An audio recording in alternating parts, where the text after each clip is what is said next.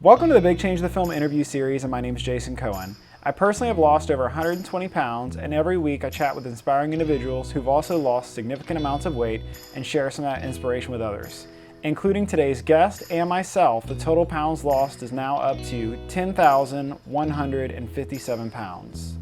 This will be the last week of the podcast and the YouTube series for the year. And I just want to take a moment to say thanks so much for listening. Thanks so much for the encouragement. I look forward to another year of bringing you great stories, great interviews, and continuing this. This week's guest is Matt Buckner, who lives in Florida. Just 4 years ago, Matt was in terrible shape. He was on 4 different medications for various ailments and told me that his goal each and every day was just to get from the bed to the couch because he was so exhausted every day. Since then, Matt has lost 100 pounds, he's become an avid runner, an Instapot junkie, and we have a great conversation about his journey, about raising kids, and so much more. Thanks so much for watching, and have a Merry Christmas and a Happy New Year. I'm here with Matt Buckner. We have a ton of mutual friends, and he has lost over 100 pounds. And so, Matt, first off, thanks for taking the time to chat with me, and maybe we could just start off with a little bit about yourself and where you're from. Great. Well, thanks for having me on. I was born in Texas in a little town called Round Rock. That's now Dell headquarters, so everyone knows where Round Rock, Texas is now. But it was a little small town when I grew up there, and spent my childhood up till I was 19 years old living there, and then relocated out to Florida to the Tampa Bay area, St. Pete, Clearwater area, and I've been here ever since. I'm a musician, and also I work in the music industry. I'm a sales manager. I've always done something involved with music, from working in a music store, selling guitars and drums, to working as a factory rep or doing wholesale, retail, international sales, etc. Awesome. And so we're chatting, you lost a bit of weight. Was the weight something that came on later in life for you? Is it something that you carried since you were a child? No, I was always, I think I was probably a chubby kid at one point, but then I think when I was around 9 years old, I'd get some sort of intestinal infection that I had to be put on a really, really strict diet of it was literally Jello and broth for like a month. And so that, if I was headed in a chubby scenario, then that pretty much curtailed it. And I was always of a normal weight and fairly athletic all the way through my 20s and into my 30s. And I think that once I got towards that 40-year mark, I think I really kind of, I'd probably put on 20 pounds and could have lost some weight, could have got back into the gym and started doing that. I think just in preparation for the big 4-0, not wanting to be, wanting to be in really good shape at 40. And it was tough too. It was a lot harder than it should have been, I thought. But after that, I started signing up for 5Ks and a couple of 10Ks, just doing the running thing. I always ran when I was in high school, track and cross country in high school. So I kind of went back to that because that was my comfort level, and just hitting the gym. And then, just after that, once I hit 40, I just started kind of uncontrollably gaining weight. It was, my routine didn't change, but my weight did. So, I would still go to the gym 3 or 4 times a week. I would still try to run, and then I would just get bigger, and every visit to the doctor was more bad news. Oh, now your blood pressure is a little high. We're gonna have to do something about that. And I would always beg for, no, give me a chance. Let me take the weight off, and I'll promise I'll do better. And then I'd come back for the next checkup and be 20 pounds heavier than I was the time before, and blood pressure would be worse than the time before. And now your cholesterol is getting bad too. And so, it kind of, ramped up to that level where I had a good 50, 60 pounds I needed to lose, which meant my doctor was saying, lose 20 or 30. But to me, I was like, yeah, I'm 50 or 60 pounds overweight. and just couldn't do it no matter what I tried. And I tried everything. And nothing worked. It seemed, I would work out for 5 days in a row at the gym and get on the scale and be 5 pounds heavier than when I started. And, it was really discouraging. Just everything, nothing worked. And, I would just seemed like everything was going the wrong direction, and finally succumbed to where my doctor, was like, you need to start taking these meds. Your blood pressure is dangerously high, and your cholesterol has to come down. And so I kind of, reluctantly started taking the pills. And of course, my next checkup, they did what they were designed to do, and my blood pressure was in a normal range. My cholesterol was in a normal range. And instead of it being a license to get healthier, I think it just enabled me to go, well, now I can do whatever I want. I stopped watching what I ate, and, just did whatever, because I think everyone kind of preps for their doctor visit, their annual wellness exam, to where it's like, oh, I'm not going to have any ice cream. I'm not going to eat any pizza. I'm going to eat more broccoli. I'm going to have more salad. And then you get your blood test back, and it's like, well, that was pretty good. But I remember the opposite. In taking the meds, I would go and I would have chicken wings the night before my blood test. And he would look at the blood work and go, everything looks pretty good. And I'd be like, really? Awesome. More chicken wings for me then. I mean, that's like, I thought I was bulletproof then. And at the time I was traveling internationally a lot. And so in meeting with clients in other countries, obviously they want to show you the best they have to offer there. So I was going to, some amazing restaurants and having some amazing food quite regularly. And it was just disastrous, because it just, packed on more pounds, and obviously being on an airplane and being overweight is probably the worst situation you can be in, where you're just, you're already in a tight spot and you're making it tighter because you're just too big. And, I was at that point, I was just to the point where I could get my lap belt fastened all the way extended. And if I sucked in just right and really clicked it, it fit. But, it was pretty scary that, I started thinking to myself, are all airlines seat belts the same length? What if I get on a different plane and they're shorter and I can't click it and I have to ask for the extension? Or, what if the armrest between the seats won't go down anymore? Or things like that, where it was, you would think all these things would be suggesting that I needed to change something, but it was almost like it was happening too quickly, I think, where I just, it was like, oh, now these pants don't fit, or now I can't do this anymore. Now I have to bend to the side when I put my shoes on because I can't lean forward, or, things like that. Wow. And so how long in total were you on the meds for? It was, let's see, that's a good question. It was probably a 4-year period, 3 or 4 year period. And, during that time too, obviously my doctor, he wasn't happy with the direction they were going, even on the meds, and started to, having to increase the dosage, and had to take, he put me on tramadol. I was having severe lower back pain, go figure. And so I was constantly had a doctor's appointment for one reason or another. And it was always bad news. But I remember too, asking for help, like, what can I do to, how do I lose the weight? I feel like I'm doing everything right and nothing works. I go to the gym, I exercise, I eat well.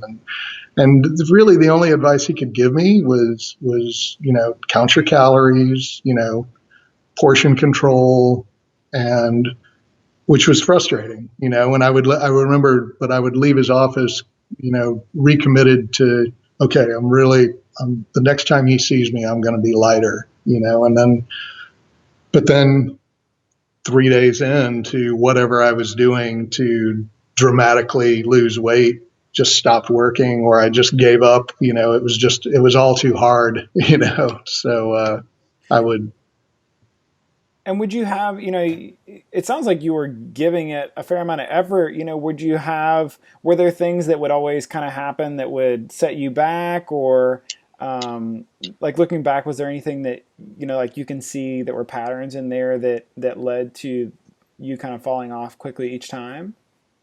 Sure. I think that I remember having an intense like hunger all the time was one of my problems, that no matter what quantity of anything I ate, I was still hungry all the time. And I would talk to my doctor about that, it's like, and I would obviously want to blame any and all medication he gave me for it too, or check my thyroid. I think my thyroid's bad, like something's going on here. This isn't right. This isn't natural. This is happening too fast.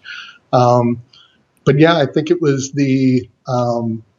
just I was doing a deprivation thing, and I think it was it had a little self-loathing in there too, where I was just really upset with myself and the condition I was in. So I would kind of approach it from a bit of a punishment aspect, and so I would really restrict heavily, and of course that's just not sustainable. When you're, and I would walk around hungry all the time, which meant I was in a really bad mood all the time. And then, so I wasn't that much fun to be around, and my wife didn't like that very much. And, but a lot of the pattern too was that we were self-described foodies at that point too, where our weekends kind of revolved around the next greatest restaurant that we could go check out and have a really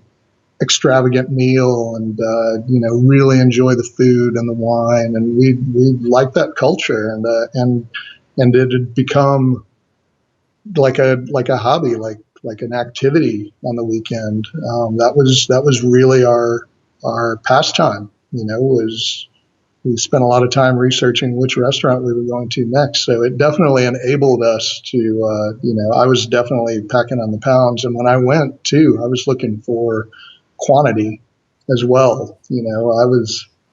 I definitely, if it was, would you like the petite filet or oh no, I'll have the big filet, please. It's almost like it's there just to tell people like, you're not going to want this. You're going to want the other Right. one. Exactly. So you're married. I know you have a kid. And you even mentioned to me before, I think you said your wife had commented, I never thought you were that big, or I loved you, no matter what. Had you guys ever had discussions about your weight, or, about that whole arena of things? I think we did. We talked about health, obviously. My dad died at an early age and had a heart attack at an early age. His first heart attack, he was still in his 30s, and he was overweight. And heart disease runs in my family. So there was a lot of concern there. I think that was one of my, leading up to my 40th birthday, I think I was trying to be in optimal health, just to what I thought of at the time was delaying the inevitable. That, I thought that coronary heart disease and high cholesterol and high blood pressure, all that's just something I dealt bad genes with. So I was kind of just, if I can push off the inevitable a little longer. So sure, we had those talks, and I remember getting life insurance policies after our son was born, or right before our son was born. But in that area, when you start thinking about things like that, and my health was coming into question then too. And of course, they ask all those probing questions when you're getting your life insurance policy, and that I did not like answering any of, and so yeah, we had those talks, but she's so supportive, and honestly, I don't recall her ever saying like, you should probably try to lose a few pounds. I think it was probably the opposite, more like, you're not that big, you're not fat, you're okay, or which is I don't know that I probably, if she would have said, hey, you're getting really fat, you should probably lose weight, I doubt I would have responded to that very well. Right. And I was being hard enough on myself. She probably never needed to say anything because I was probably telling her, I'm really fat. I'm so fat. So I was always down on myself. She probably didn't feel like she needed to pile on top of what I was already doing. Yeah, and so obviously at some point things changed for you. So, did you have a rock bottom moment? What began to turn things around?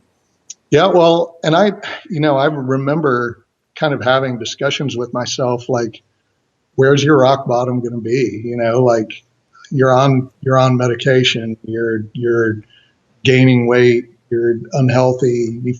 I remember just being tired all of the time, and I think part of that was due to the medication, and part of that was due to just being really big, and it taking a lot of energy to move me from point A to point B. Um, and and I would have that talk with myself, like, is it going to take a heart attack? Is it going to take a heart attack for you to wake up and do something, to really change your health? And I did have that rock bottom moment. It was about almost exactly 4 years ago. It's going to be November, coming up November 4 years ago, right around Thanksgiving. And I was really big. I'd started avoiding being photographed. So family functions and things, I would always try to be the guy behind the camera taking the pictures so that I wasn't ever in the picture. If I saw somebody about to take a picture, I would make sure to get out of the shot. Um, and none of my clothes fit anymore. I was like leaving the top button on the jeans unbuttoned and making sure the shirt hung down low enough to cover that fact up. I was, and so I had, and this is Florida, so we wear shorts all the time. So, even in circumstances where you probably shouldn't be wearing shorts, I guess. So I was one of those guys that would just wear shorts all the time, mainly because they were bigger, and you could hide more with it. Wearing a giant, huge pair of baggy cargo shorts is like nobody bats an eye at that. That's just, oh, he's going out tonight. He's dressed up. He's got his baggy cargo shorts on. So um, that was my go-to apparel, was a triple X T-shirt and a giant baggy pair of cargo shorts, because I thought that made me look like I wasn't that fat, I guess. But we had a cold snap, and I had a gig to play that night, and it was like approaching freezing, and so it would have looked really ridiculous to be wearing shorts at a time like that. And then I thought I was going to look like the big fat guy that wore shorts no matter what. So I dove into the closet to get a pair of jeans out and couldn't even begin to get them on, any of them. None of them fit. And so I kind of panicked and ran out to the mall and had to buy a pair of jeans for that night. And so I went to, it's like, well, here's what size I was. So I'll go up 2 sizes from there, and I'll go into the dressing room and I'll try these. I was just trying to get in and out. I needed one pair of jeans and just to get through that night. And that was it. And I kept having to come back out of the dressing room and back over to the rack and grab the next size up and the next size up and the next size up. And it was really demoralizing. It was awful. And by the time I had found, as the waistband goes up, the selection goes down. So I'm like, in the with the small little, it's like the 48 to 50, whatever, and I'm like, here's a pair of jeans, like the only one they had that big, and those are the ones that fit. And I remember just fighting back tears, standing in line at the register, just trying to pay for them and run out to the parking lot so I could lose it in private. And then that evening, just thinking how awful it was, hated, and that was definitely my rock bottom, where I thought, I've got to change. This is it. And that was the low point. But it was also an extreme low point because I had no idea how I was going to do it either.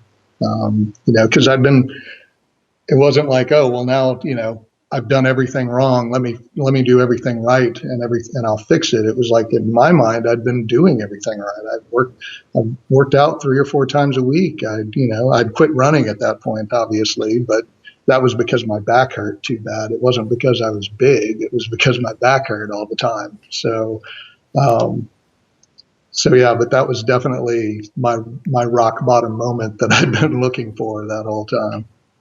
And then what did the next steps look like for you? Because it sounded like you were as you were lost without a map, so to speak. It was. Well, and so I had a friend who had lost a dramatic amount of weight really quickly, and so I went to him and asked what he did, and he told me he had gone on a ketosis diet, a medically supervised ketosis diet. And I said, give me the name and number to that place. And the next morning I called him and I signed up and I did it. And I went at it 110%. And it was awful.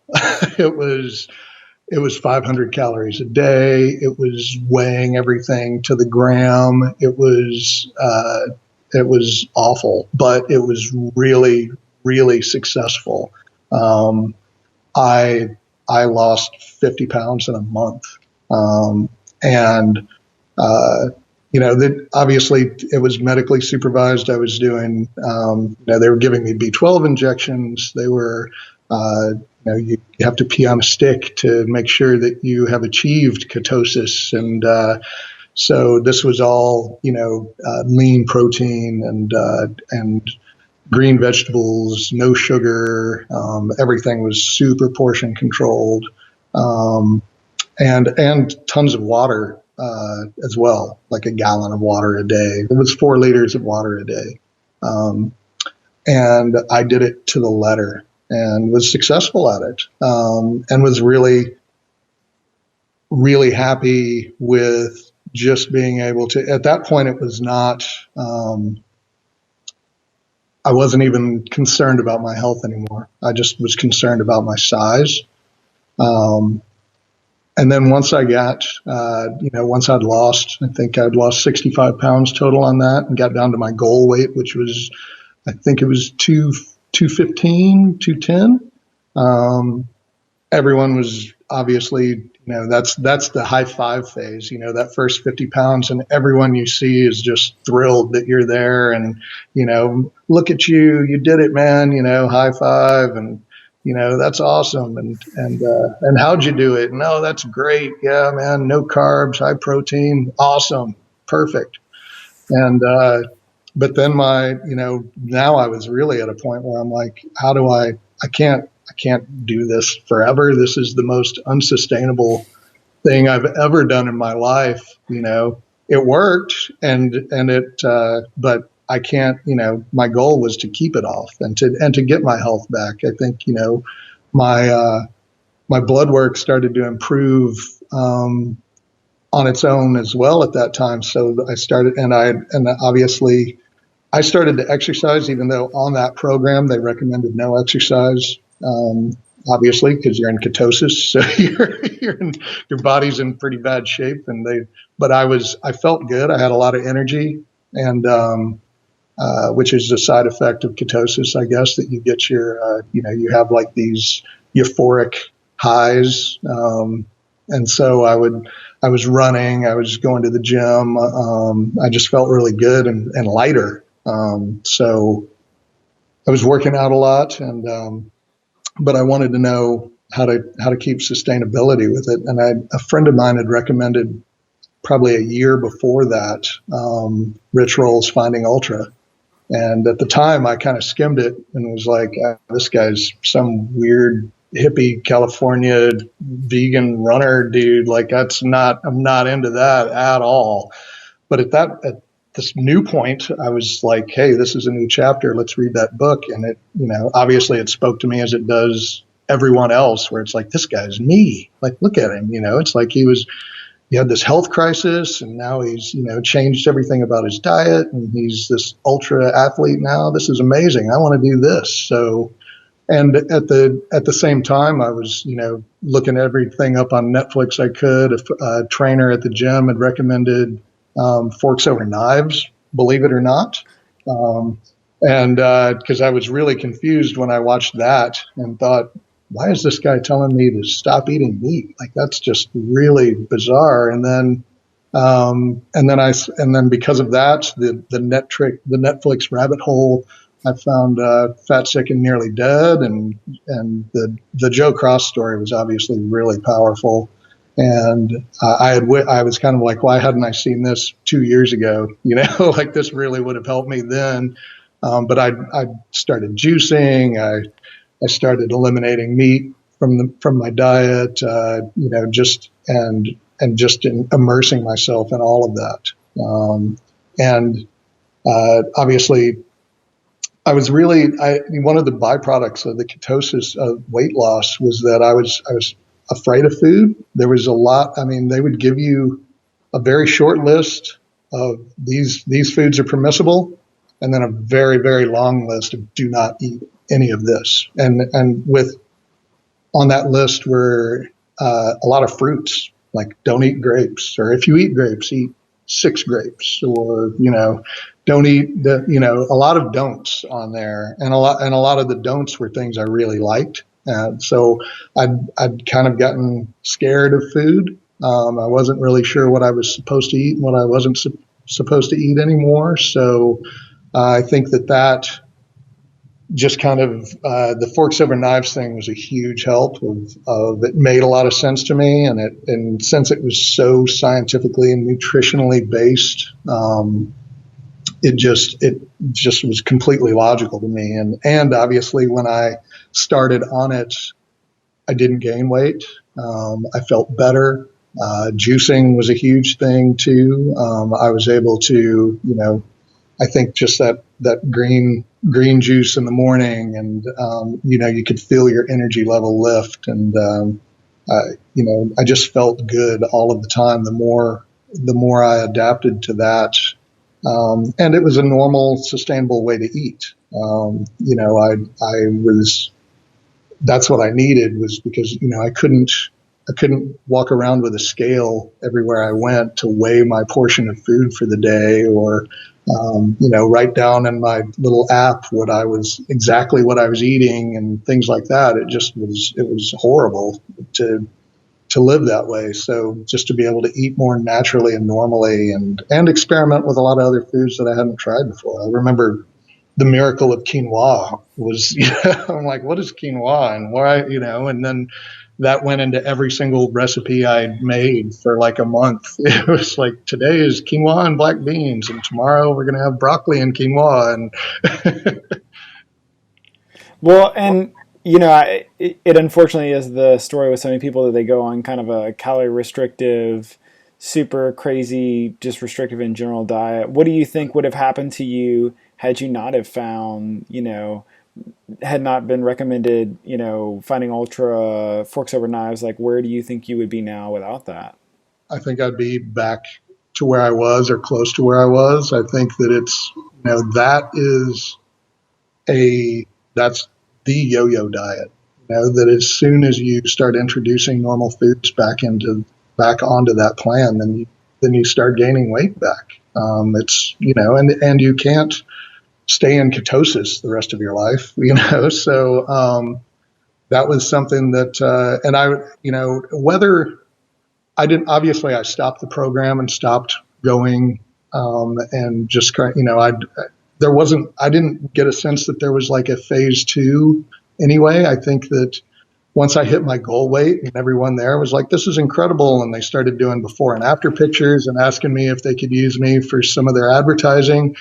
But it was like I was the only one that had done it. I think a lot of people the majority of people probably sign up, lose 20 pounds, fall off the plan, stop going, whatever it is, and then maybe sign back up 6 months down the road, lose 20 more pounds. It was kind of that vibe that I got from there. I can't say that for a fact, but it seemed like I was the only guy coming in every week with the numbers trending down, and every time. And then when I hit my goal weight, they were kind of like, great. And I was like, what's next? And they didn't really seem to know what came next. So I kind of had to find that on my own. But thankfully, I'd been searching for that already. But I don't think, I knew the whole time I was doing it, like, this is nuts. This is crazy. This is so insane that, I'm getting a shot in my arm once a week and, you know,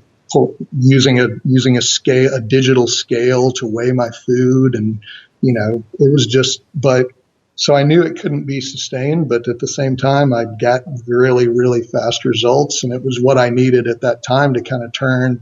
I needed a win. I needed a quick success just to get some real motivation, because I had been so, I hadn't had any success in years, and everything was going the wrong direction. So, finding, just having the right recommendations at the right time, reading Finding Ultra, and the tremendous resource of Netflix and the Rich Roll podcast too. I mean, that's where I heard about Josh LaJohny, and that's where, because I'd become an outlier at that point. There wasn't, it was I didn't have any friends, as far as like people to share my success with, people that had been on the same journey as me. There wasn't any of that.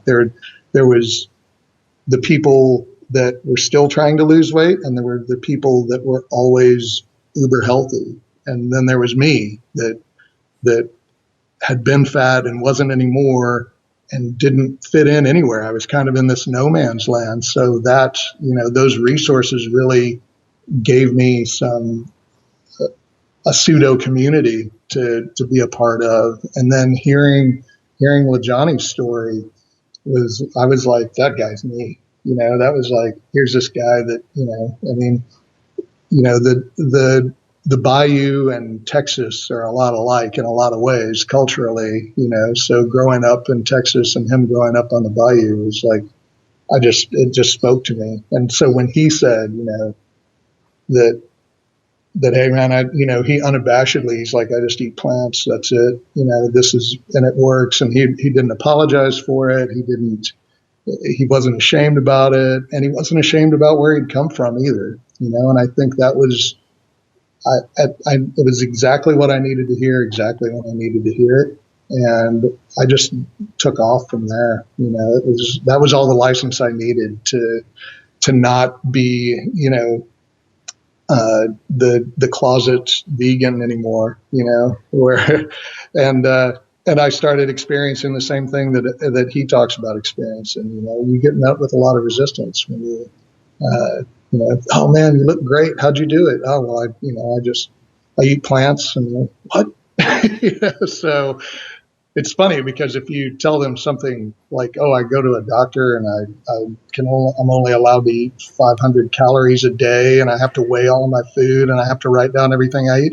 Oh, that's great. Can you give me that number? They're all for that. But when it's like, oh, it's easy, I just eat plants, and I could never do that.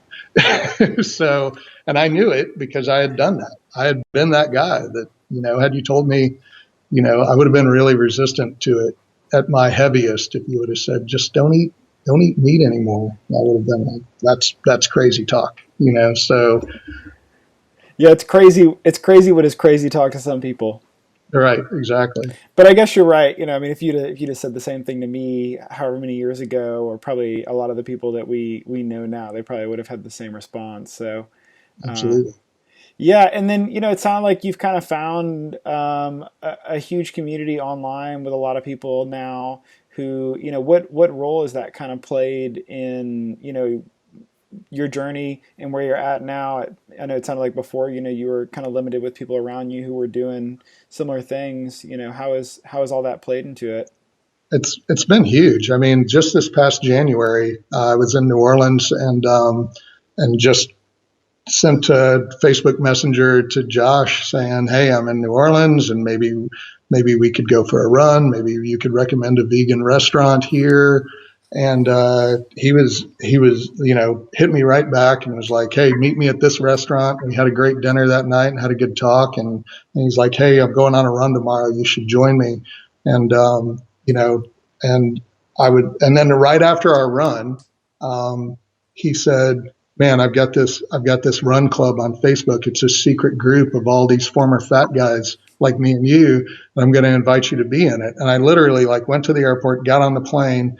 When I landed in Tampa, he had sent me an invite to the Missing Chins Run Club. And I accepted that and, started checking out all the stories in there and was just like, this is incredible. It's just, this whole community and I think it was empowering, just the secret group aspect of it, the privacy of it on Facebook, to where we could literally, we could let it all hang out, but not have too much social scrutiny about it, and we'd all kind of been vetted beforehand with Marcus and Josh, being the leaders of the group. And so I had the confidence to know that, all right, I can say whatever I want to say in here without being judged, or if I am judged, at least it's by my peers, that these guys lived it too. So, and from there, I just kind of, I guess I kind of started stalking other guys in the group that, just like, when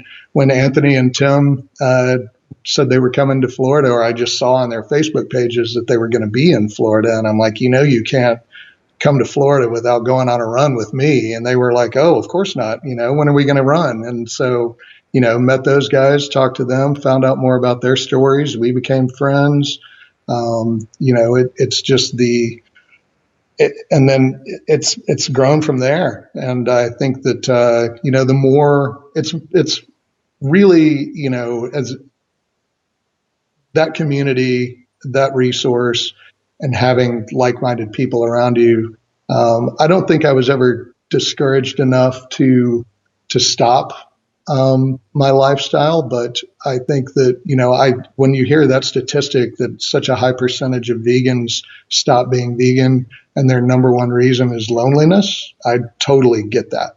I think that and my wife and I have experienced it too. I think she had a harder time with it because a big part of our social thing was food, was centered around food. And that was in being able to go out, we could always find a couple to go to a restaurant with. And that got a little limited and a little hard at first. I think it was, we had to relearn everything, reteach ourselves everything, how to cook, how to eat out. And it was frustrating. And I think that, and she wasn't, she came along for the ride willingly, but I wasn't saying we all have to do this. I was like, this is for me personally. And I don't, and it's going to sound weird and wacky and I'm going to do some crazy things, but I'm going to try it all, but you don't have to, but she wanted to. And I think she saw what it did for me. And just not only physically, but mentally as well. It was just, something that she's kind of, she's had her qualms about it and, but she's still hanging in there doing her thing, right alongside me. So, but I always approached it from I'm doing this by myself, because I'm not, I was the big fat guy. She wasn't. She's always been healthy and a normal weight. And so it wasn't anything like, we weren't both like in bad health, so it was something that I was going to do by myself with or without. The fact that she did it with me and didn't complain or make it difficult on me was just a bonus. That, like she's always been that supportive part in my life where I knew I could count on her, but I didn't want to subject her to it unwillingly, so. And then, I know you said you guys would spend your time researching restaurants to go to and you were foodies. How has y'all's relationship changed throughout the last, 4 or so years? Well, for the better, obviously. I think that, I wasn't much of a husband for points there. Not because I didn't love her, but because I was just physically incapable of doing so many things. And, I can remember so many times just where she would want to go out and do something. Hey, it's a beautiful day outside. Let's go do something. and I would just be like, I'm not going to do anything today. Like I made it from the bed to the couch. That's it. That was my goal. That was like, I'm like, no, I'm doing it, and it wasn't that I didn't, it is a beautiful day outside. I do want to go outside and do something, but I felt exhausted all the time. And I had a pretty high stress job at the time too, so that wasn't helping anything. And I was, things had started. I was self medicating with a lot of things at that time too. So it was. I just wasn't. I wasn't myself. I wasn't. I wasn't a lot of fun to be around. I didn't like being around me very much. So it was, and food was one of those enabling things too that the act of eating, the moment I was putting food in my mouth, I was pretty happy. Having a cocktail, I was pretty happy. The aftermath of that never felt good, but I never associated. I was just like, well, that's part of it. If I can feel good, if I can just for a minute, just for the 30 minutes I'm eating the meal, for the hour I'm eating the meal, then I'll take that. So that's kind of what it had become, was those moments of pleasure surrounded by 22 and a half more hours of crap, where just trying to exist or get to the next time I could lie down on the couch or go to bed or turn the TV on or get back to tuning out from what was going on around me. So I don't think I was mean or anything like that. I was just not present, I was trying to occupy myself with tuning out, just not being there, not even being in my body, just trying to just mindlessly flip channels on the TV. That was what I spent most of my time doing. So obviously, you kind of have some markers and you have your history of going to the doctor, getting blood work, all that kind of stuff. Talk about where you're kind of at now in terms of, those numbers, medications, how you're feeling with all those kinds of things. right. Well, so that's right after going plant-based. I was able to stop all medications. I haven't been back on or needed to go back on any of them in the past 4 years. And can you briefly say what you were on? Because I don't know if I ever asked you that. Well, yeah, I probably should have gone back and looked. I know that I was taking lisinopril. I was taking tramadol as a pain blocker. I was taking Zantac, but for acid reflux. So it was prescribed, even though it was an over-the-counter medication. So, and I think that was more of a budgetary thing, that my doctor said, I could give you a script for this, but just go buy it over the counter. And I had to take one every single day because I had horrible acid reflux for obvious reasons. And I don't remember what I was on for cholesterol, but so it's some statin blocking thing. So, and that was another thing that I was kind of so upset that I was forced to take them that I didn't really pay much attention to, other than looking them up. I would look them up online when I thought, okay, let's see what these do to make you gain weight. That was the extent of my research on the medications I was taking. Was I wanted to go back into my doctor with some WebMD printout to say, see, I told you these pills you gave me made me fat. So, so I'm not, I haven't had any medication since then. Haven't needed any medication. All of my blood work and vital signs returned to normal. In fact, I realized that I hadn't seen my physician in over a year. It had been almost 2 years, and I called to make an appointment, and he basically was like, unless something's changed, I don't want to see you. So, which was good, but I kind of wanted to do it almost as a vanity thing, just to get some good numbers some present day numbers for blood work wise. So I don't have any recent cholesterol numbers to refer to or anything like that, or blood sugar or all of that. But they were, they went from from dangerously high to on the high end of normal with medication to low or very low without any medication. So, and I should have gotten a little reference chart to write all that down from my last one. I actually looked and couldn't find everything's electronic now, so I couldn't find the login to my medical data, and I don't have it written down anywhere. But so it's, results are typical though, obviously. I think that we all enjoy crazy low cholesterol numbers and absurdly normal blood pressures and all of those things, where it's, just where I thought that it was inevitable that I was going to have to be on medication or going to have high blood pressure or going to struggle with cholesterol. And that was because of my genetics makeup and my family history. And now I think that it's the opposite. That it's got nothing to do with any of that. That I think it was my family's predisposition to heart disease was because of the way we ate, the way the rest of my family still eats. So.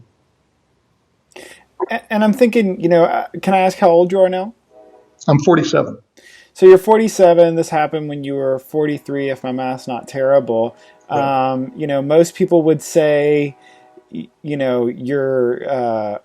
looking at the way that you looked, your health before, it would have been previously thought that maybe you were beyond your prime. But, right. You've taken up running again. You've right. kind of gone back to, where you were previously in life. So can you talk about, where your physical, what you're doing physically now, what you enjoy doing, exercise, movement, all that kind of stuff? Definitely. Yeah, I remember Facebook reminded me that about 8 years ago, I had made some comment that I wasn't going to run 10Ks anymore, that I was going to focus on 5Ks, that maybe I was a little past my prime. Maybe an old man shouldn't be doing 10Ks, but horribly long distances like 10K races. And I can recall back to that time that I kept getting hurt, or that my recovery from exercise was just really painful and long, that, training for a 10K was brutal. And that I thought, at that time I kind of negotiated with myself that, well, as long as you're fit enough to do a 5K race anytime you feel like it, then that's pretty good for a guy your age, So, a guy 39, 40 years old, that's more. And it certainly was, my friends weren't out doing 5Ks on Sunday mornings. So I considered myself to be a little above average with that. So since going 100% plant-based, this Saturday I did a 10-mile run in the morning. I probably I run about 5 to 6 times a week in the morning. I try to do 3 or 4 major races, be that a triathlon or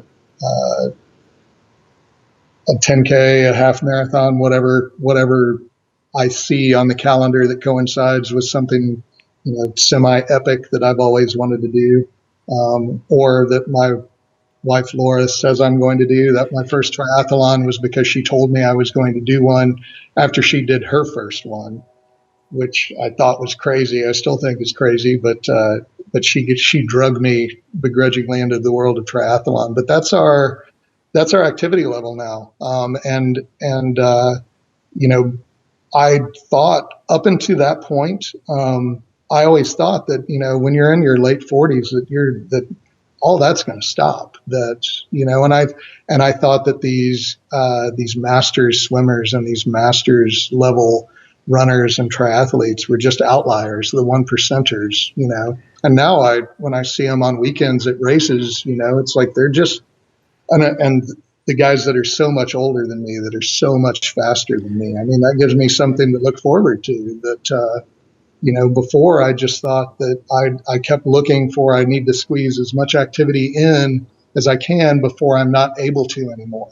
And I thought that happened somewhere around 50. And now I'm looking forward to 50 and can't wait till 60. And I mean, that's, I don't think about stopping at all anymore. My recovery time is non-existent. I mean, a 10-mile run doesn't affect me any more than a 5-mile run. And training is a daily thing, and it's not, it's almost more of it's more of a mood stabilizer than a physical activity, because that's one thing that I tend to correct people on a lot now, is that when they say, "Oh, you look great, look how thin you are, look how healthy you are, and you run a lot, right?" And I'm like, well, hold on, I'm like, let's not turn this around. It's like, it's the reason I look like this is the way I eat, not because of how much I run. The byproduct of a plant-based diet is that I have all this energy I need to do something with, so I run a lot. Yeah, but I don't run to stay thin. I'd know that I would be the same weight and same build if I didn't do anything, other than the plant-based diet. That's what I think people put a lot of importance on, and kind of well, that's fine for him, but not for me asterisk, where it's like, well, he runs every day and I'm not a runner. So that's how he's able to stay thin and healthy. It's like, no, that's the way I eat is how I stay this way. But running is a nice byproduct of that I have this energy and this quick recovery time now, that I love to bike now. I love to run now. I swim. I'm probably the worst swimmer, but I swim as much as I can. And all those things just seem like, as much now as they're just a natural part of my day and make up almost all of my mornings or evenings at some point, they were it looked like a distant goal before. It just seemed impossible. That looking at a bicycle was just meant torture and abuse. That I was just had gotten so heavy and so lethargic that it just wasn't. It was just. I would rather just cross it off my list of things to do forever. And now it's something that I look forward to, and get upset when I can't. When the weather gets nasty, when it's rain, when I had a bike ride planned and it's raining and I have to switch to a run or something, then I miss being out on the bike. But it's those things are just part of our life now, and it's and there was that empty space, that transitional time where it was kind of weird to go like, well, I've got all, I feel good and I'm up early and I have all this energy, but I'm not really sure what I'm supposed to do now. I had kind of, I'd never really been that way, actually. I mean, when I was in high school, it was more, I was in athletics. It was a team sport, even if it was track and cross country, and it was a team activity. So we trained as a team, we worked out as a team, we did track meets as a team. And when that wasn't going on, I didn't go for runs. I didn't go train in the off season. We were kids. We didn't have to. We would rest up all summer, and then when season started again, we would have a rough couple of weeks, and then we'd be back in shape. And then as soon as season stopped, we'd stop.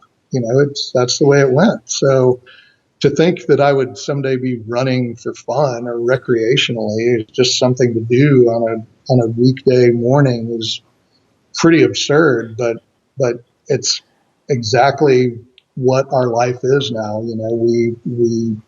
It's not even discussed. It's not even like, what do you want to do today? Well, maybe I'll go for a run. That's never spoken out loud, because we know that's the first thing we're going to do. After we get back from our run, then we'll start our day. So that's awesome.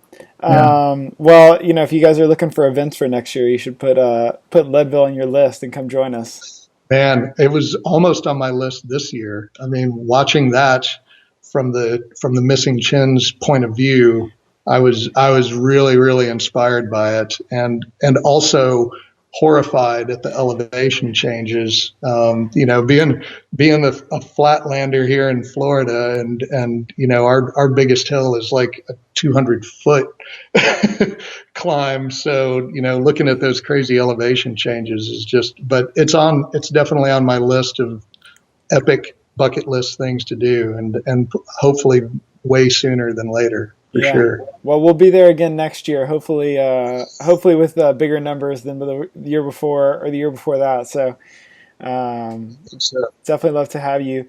So I saw you wrote a note to me, and I'm not one, but I know that the Instapot has changed so many people's lives, and yes, I don't know that I've really talked to anybody, at least in this space about it. And right. so, for somebody who is completely, unfamiliar about the Instapot, maybe give an intro, and then also, how you've been able to utilize it or how it's kind of changed the way that you guys do things at home.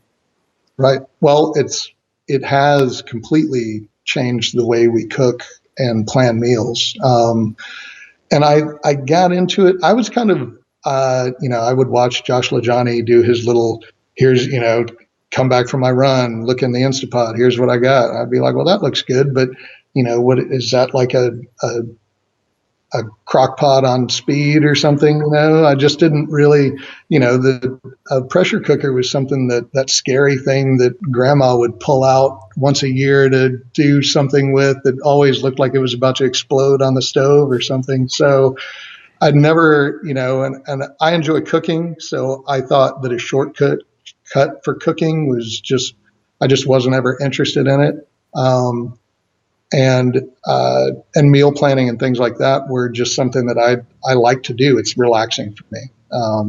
I like going to the grocery store. I like going to the grocery store every day. Drives Laura crazy because I don't plan. I just will go to the store, gather things for that evening's meal, come home, make that meal, and it's like a little form of meditation for me to do that. But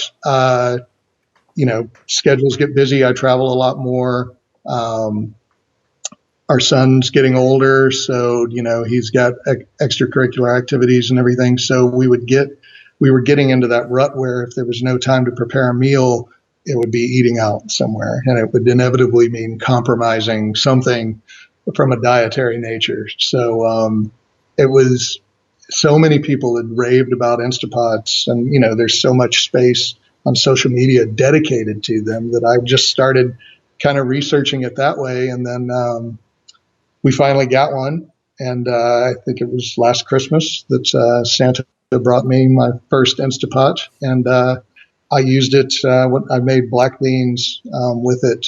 Black beans and rice was the first thing I cooked in it, and it took a quarter of the time, and I was just amazed, that I'm like, my mind just started racing, that couldn't believe it, because a lot of things that I would have eaten more, especially when it came to beans, I wouldn't, because it's just too time consuming. Oh, first you got to soak them, and then you got to cook them all day. It's like a 48-hour event to have black beans and rice. So uh, so the Instapot changed that, and we started cooking beans in it all the time. And then when Spudfit Taylor came on the scene, and I was like, and steamed potatoes, and I realized that you could cook potatoes and in the Instapot in like 10 minutes. And so and then when Rip Esselstyn book came out, the Engine 2 Rescue Diet, and Josh LaJohny was a part of that, and I did the challenge in January, and um, all of that was just a time saver. I got into caloric density too at that same time. So it was great, because all of the things that were calorically dilute were all of the things that used to take a long time to cook. Your legumes and your rice, and brown rice is a massive process. And I had a rice cooker like everyone else, but it's pretty hit and miss if you get a good batch of brown rice out of a rice cooker. So it was one of those things where I was avoiding putting it on the menu more and more, just because it was a pain to cook and I didn't like the time it took. So the Instapot changed all that. I mean, brown rice is 22 minutes, perfect every time. I've got beans going right now. I've got black beans cooking right now.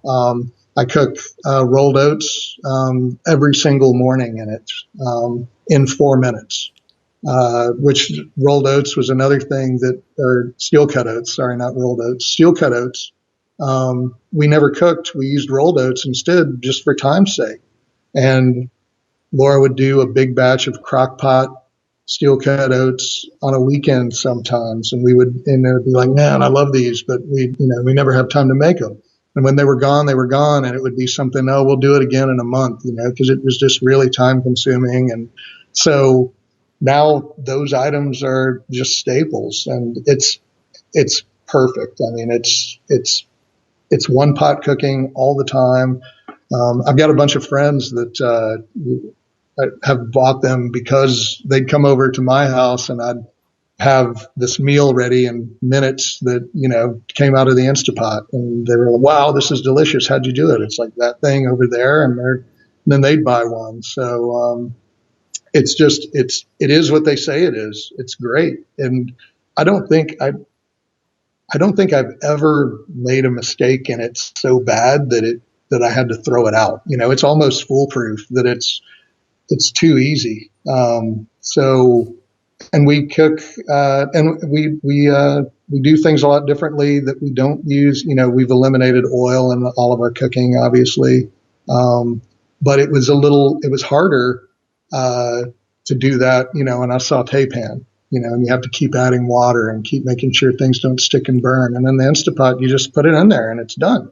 So you don't have to, it's a great way to maintain not cooking with oil or not being tempted to put a little oil in the pan to make sure things don't stick, So it's just been for that, and for the lack of planning. I don't like planning ahead, and I don't like meal prep, and I don't like I hate meal prep. I won't do it. So this is the easiest way to meal prep.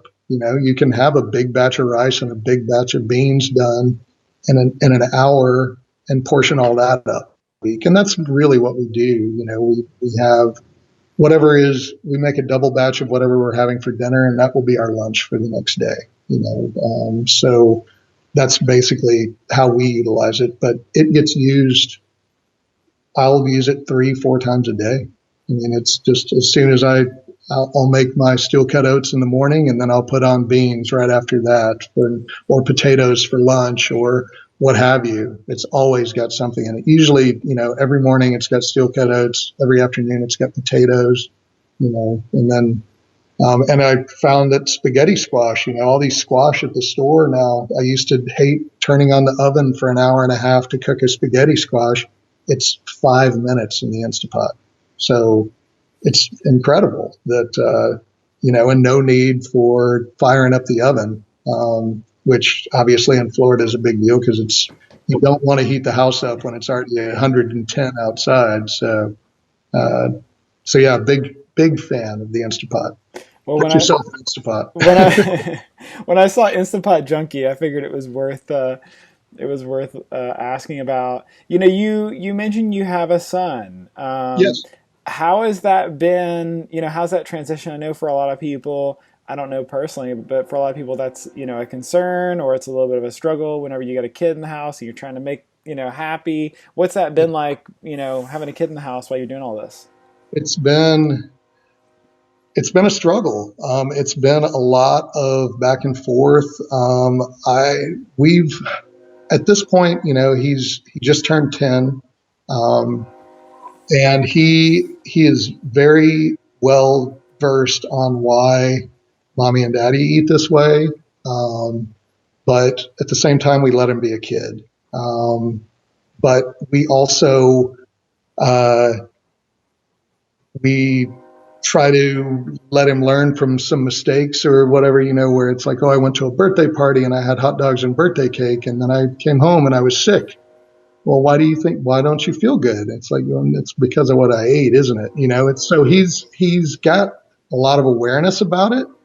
At the same time, he's still 10. So, it's not like he's going to order the vegan dish at the restaurant. He still wants the chicken tenders or whatever. And I struggle with that personally because, it's certainly not good for him in any way, but I haven't gotten to the point in our house where we are 100%, whole food, plant-based all the time. And I guess when I do see the majority of what typical kids eat, the other kids in his class, when I have lunch with him at school and see what the other kids are busting out of their lunch boxes and what he's pulling out of his, it's a little comforting. It's not where I want it to be, but I think it's risky that he could rebel the other way. I mean, he's a strong-minded individual, and he does not like to be told what to do by anyone, mostly his parents. So,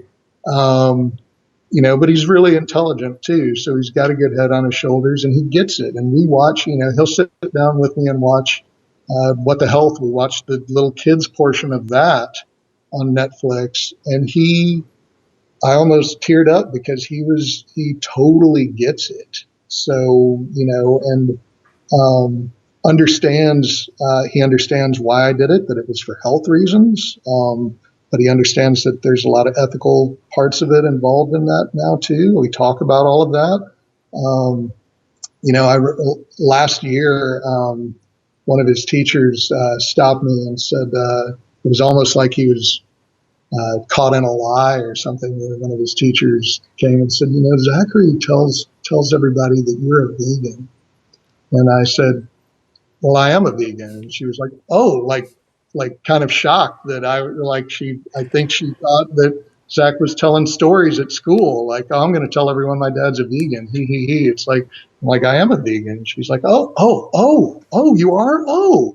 So, which made me kind of proud too, that he's not afraid to share that, or that he's proud of me, that he tells his friends that. And when I ask him, what'd you have for lunch today? He'll say, oh, I had the salad, because whatever other choices there were, he didn't like. So he just grabbed the salad instead. So, we all struggle with what the institutional food that they serve children in schools is, and, what choices he makes. But I feel like he's certainly well versed in it. And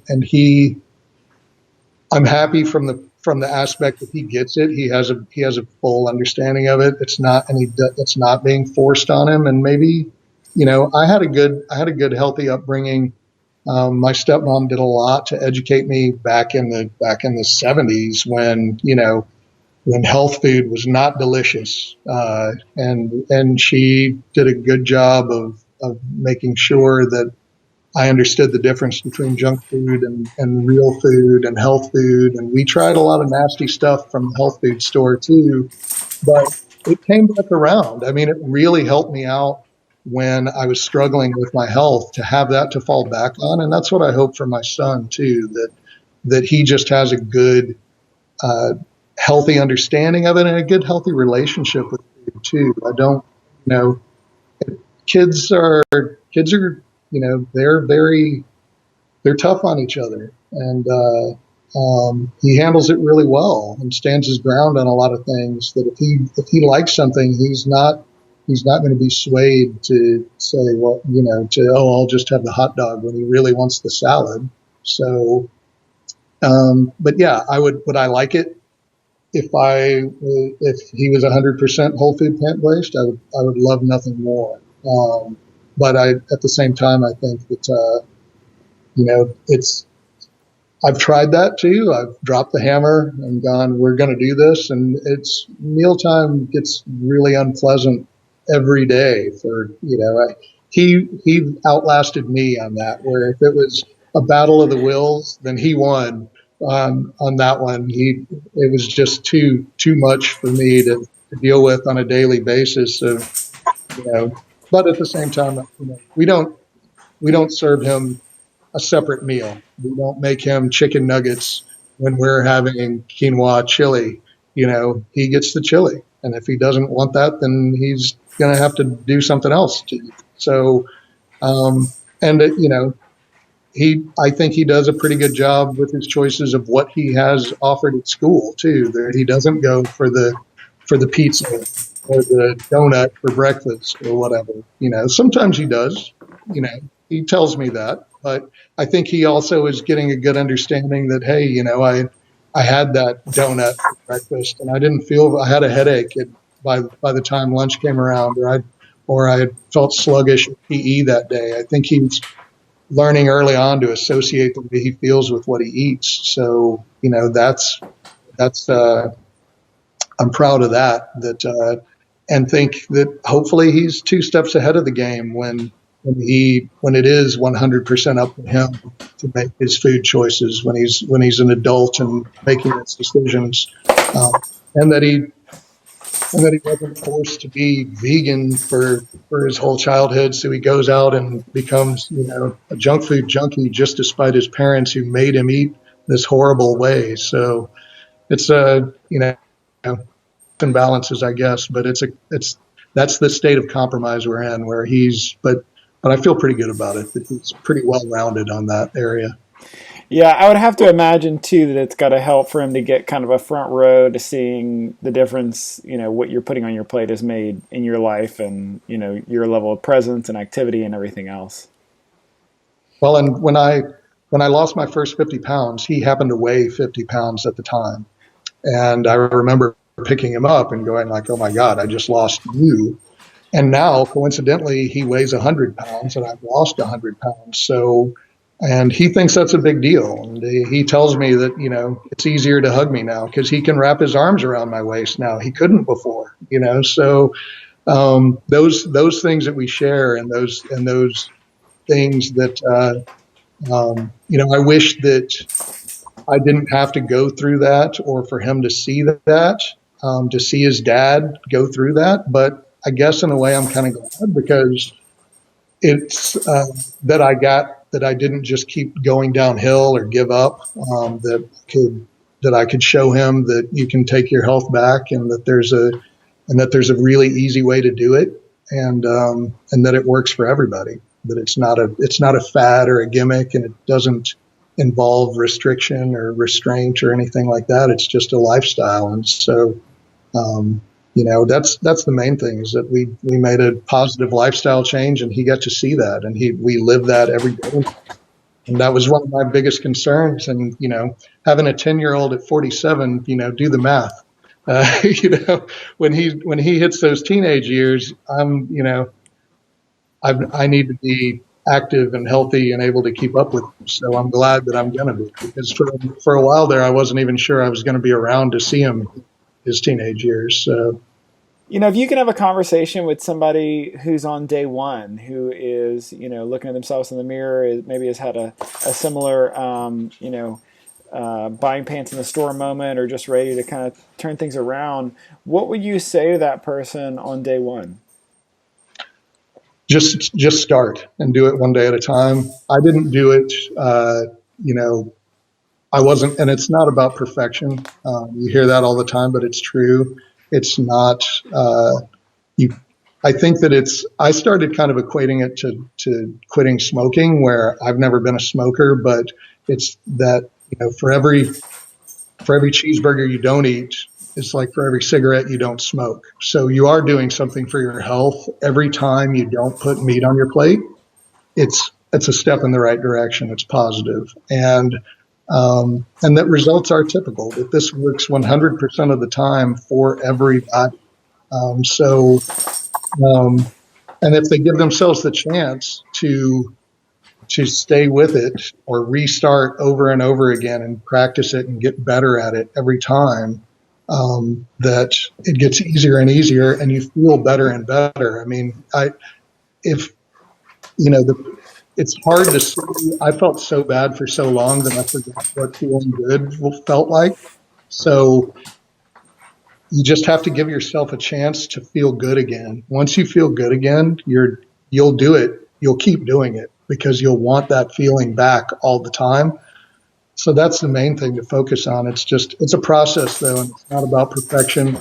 And it is, there's pressure from everywhere, but there's support. I mean, so look for that support. If you don't have support in your family, if you don't have support from friends, then find it online, find it on a social network, find McDougall's page, find the Engine 2 page, find the Instapot for Vegans page, wherever, because it's out there, and it did, it keeps you from feeling alone or like you're the only one doing this. because the outside pressures are real. I mean, it's around you 100% of the time. It's on every commercial you see on TV, every restaurant you drive by. There's not, the temptation is there. So but it's okay to take it slowly and, lean into it, or however, there's 100 different ways to interpret it. But my advice is always just start, just try it. And, after you see the success, because it's not a maybe it'll work for you. It's definitely going to work for you. So, once my brain fog cleared, once my waistline shrank, it just gets easier and easier and easier. And that's what kept me going towards this way, was that every time I would slip or go back the opposite direction or introduce something that wasn't a whole food plant-based into my diet, that I would suffer for it. I would pay for it, whether I'd have an allergy attack or a headache or gain a little weight or just feel lethargic.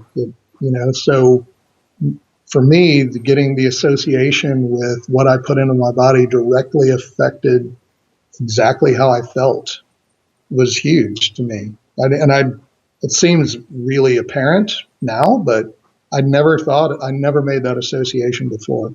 I never thought of that, well, if you eat that, you're going to feel like crap. I never thought about it that way, ever. In fact, I thought about it the opposite. If I have that big steak and that big baked potato with extra sour cream and cheese, I'm going to feel great, because I did the second I was eating it. It was instant gratification, and the dopamine and everything else that was associated with it felt good, but I never looked at the aftermath. I never looked at the crash or the side effects afterwards. So once I started doing that and seeing the opposite, that when you eat really healthy, good food, that you feel good because of it, I just got easier and easier and easier, to where, now it's just second nature now. And then, if you could go back in time and have a conversation with yourself previous to 4 years ago or so, what would you tell that person as far as some kind words or some advice? To be open to change, to be open to accepting other ideas that are completely out of your comfort level, not so quick to judge, and to take it easy on yourself. I did myself a lot more harm than good, because I was really down on myself for a long time. I was just mad at myself and disappointed at myself and angry that my health was failing, and I didn't seem to have any grip or control on why it was happening. And so, of course, I blamed myself. And so yeah, I would say, to me, before all this started happening, to take it easy on yourself and be open-minded. I mean, I was resistant to a lot of this, and was like everyone else too. I mean, there's so much misinformation out there. The confusion is I hear more about now, especially, that, well, what about this? And it's not even the where do you get your protein question that we all get every day, but it's legitimate. Like, it's really hard to dither down to what's fact and science and what's not, because we're all looking at the same. If we Google it, we all get the same answers, and they're all contradictory every single time. So, there's not one source for valid information. And so the confusion level out there, the frustration is it's not even that people don't want to help themselves or get healthy or change. It's that they have no idea how to. And that's because it's 100% confusing. I mean, if there's not even when you see someone saying, everyone says the same thing. Well, I did this and it works. And I think that, someone made an example with Tim the other day, that if your health guru is overweight, then maybe you should find another guru. But I agree that, look who our role models are. My personal role models, when I look at Rich Roll and Tim Kaufman and Josh LaJohny and Anthony Masiello and guys like that, it's like, yeah, we all eat and live the same way. We all coincidentally don't have any health issues.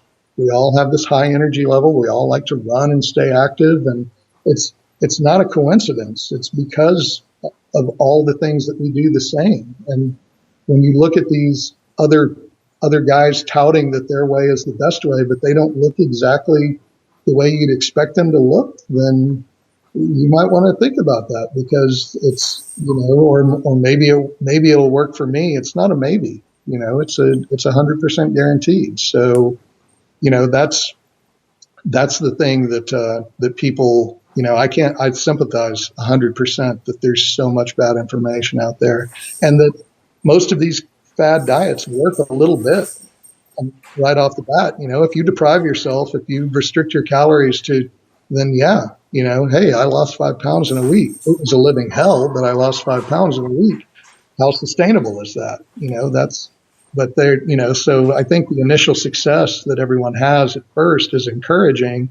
Then it gets really discouraging, because they know if they're honest with themselves, I just can't keep this up. I can't keep eating a grapefruit for breakfast every morning. I just can't keep doing that. I can't eat, I can't not have carbs for the rest of my life. I just can't. I like potatoes. I don't want to do that, so. Yeah, that's great. And then, if people want to connect with you and find out what you have going on, what's the best way for them to do that? I'm on Facebook, Matt Buckner. I don't have any fancy websites or anything like that. I'm on Instagram as Matt Buckner as well. The Matt B is my Gmail address, THEMATTB. If you want to get a hold of me by email. But yeah, I'm really easily findable on. You'll see my profile, my big to little, my fat pictures on on my Facebook page. You'll know it's me.